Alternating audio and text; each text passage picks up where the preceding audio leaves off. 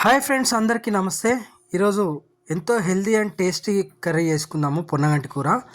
So ఇది కంటి చూపుకి ఎంతో మంచిదండి. దీనికోసం ఒక 2 పెద్ద కట్టల పొన్నగంటి కూర ఆకులు సపరేట్ చేసుకొని పెట్టుకుందాము. దీనికోసం ఒక కప్పు శనగపప్పు 2-3 గంటల ముందు నానబెట్టుకుందాము. ఒక పెద్ద ఎల్లిపాయ కచ్చాపచ్చా దంచుకొని పెట్టుకుందామండి. సో ఫస్ట్ ఏంటంటే నేను కొంచెం షార్ట్ చూపించలేదు. దీంట్లో ఆనియన్స్, పచ్చిమిర్చి, కరివేపాకు ఆయిల్లో ఫ్రై చేసుకుందాము. సో ఆయిల్లో కొద్దిగా ఫ్రై అయిన తర్వాత ఆనియన్స్, ఇప్పుడు మనం కచ్చాపచ్చా దంచి పెట్టుకున్న ఎల్లిగడ్డలు ఉన్నాయి కదా, అవి వేసుకుందాం. సో ఈ కూరకు టేస్ట్ అంతా మొత్తం అలా ఇవి ఎల్లిగడ్డలతోనే వస్తుందండి.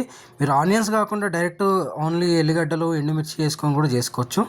సో కొద్దిగా కూర తిక్కు కావడానికి నేను ఆనియన్స్ వేసాను. సో దీంట్లో ఏంటంటే కొద్దిగా పసుపు వేసుకుందాము. పసుపు వేసుకున్న తర్వాత మనం నానబెట్టి పెట్టుకున్న శనగపప్పు ఉంది కదా, ఈ శనగపప్పు అనేది వేసుకుందామండి.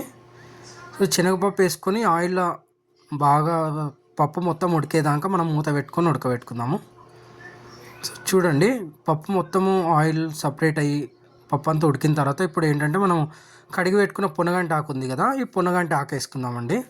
ఈ పొన్నగంటి ఆకు వేసుకొని మనం మూత పెట్టుకొని ఆకు దగ్గర అయ్యేదాకా ఒకసారి ఉంచుకుందాము. ఒక 2 నిమిషాల తర్వాత మొత్తం కలుపుకుందామండి.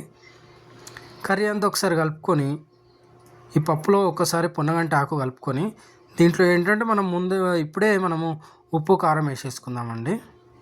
సో చూడండి, ఒకసారి చూడండి, ఆకు మొత్తము వేడికి దగ్గరికి అయిపోయింది. ఇప్పుడు 1.5 స్పూన్ కారం వేసుకుందాము. 1.5 స్పూన్ కారం తర్వాత 1 స్పూను ఉప్పు వేసుకుందామండి.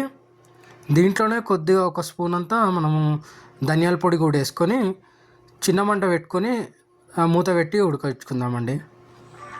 చూడండి, ఒక 5 నిమిషాలు ఉడికింది కదా. సో ఇప్పుడు కలుపుకుందాం అనమాట, ముందే కారాలు కలపకుండా. సో చూడండి, ఆకు కూడా దగ్గర అయిపోయింది. కలిపి ఒకసారి మూత పెట్టుకొని చిన్న మంట మీద ఒక 5-6 నిమిషాలు మధ్య మధ్యలో కలుపుతూ ఉంటే మంచిగా ఆకు అనేది ఫ్రై అయిపోయి పచ్చివాసన పోయి ఈ శనగపప్పు, ఈ ఆకుకూర బాగా ఫ్రై అవుతుందండి.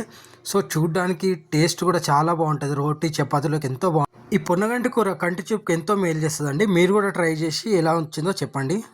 మీకు నెక్స్ట్ ఏం వంటలు కావాలో కామెంట్ చేసి చెప్పండి. లైక్ చేయండి, షేర్ చేయండి, సబ్స్క్రైబ్ చేయండి. థ్యాంక్ యూ అండి.